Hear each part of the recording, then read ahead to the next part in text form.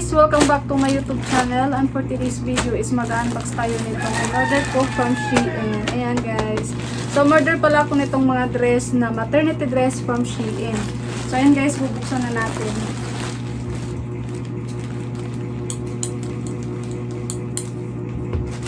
Ayan. So tatlo pala to guys. So ayan, isa.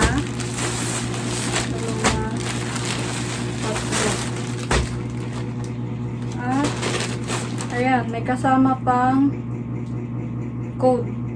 15% off kayo pag nag-aabot kayo ng $20 na order. So, ayan guys. Ayan. Magkakukuha kayo ng 15% gamit ang code na ito guys. So, ilalagay ko na lang yung code sa description box. So, tignan nyo na lang guys. So, ito muna yung ating bubuksan.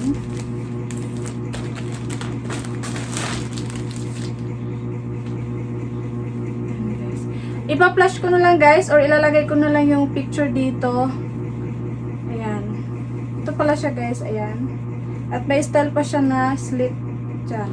So yung tila niya is ganito. Ayan. Yung size na kinuha ko is medium kasi lalaki pa naman yung chan ko, kaya medium na yung kinuha ko guys. At stretchable naman siya. At maganda naman yung tela niya guys. Pangalawa is ito.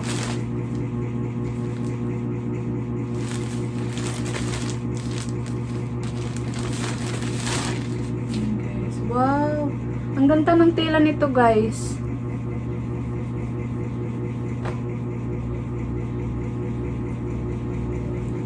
Ito naman parang ang laki guys.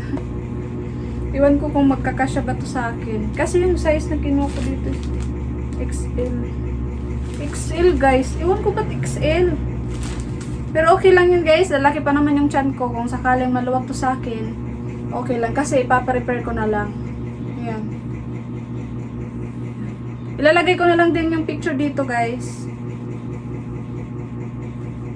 1, 2. Meron pa yung last.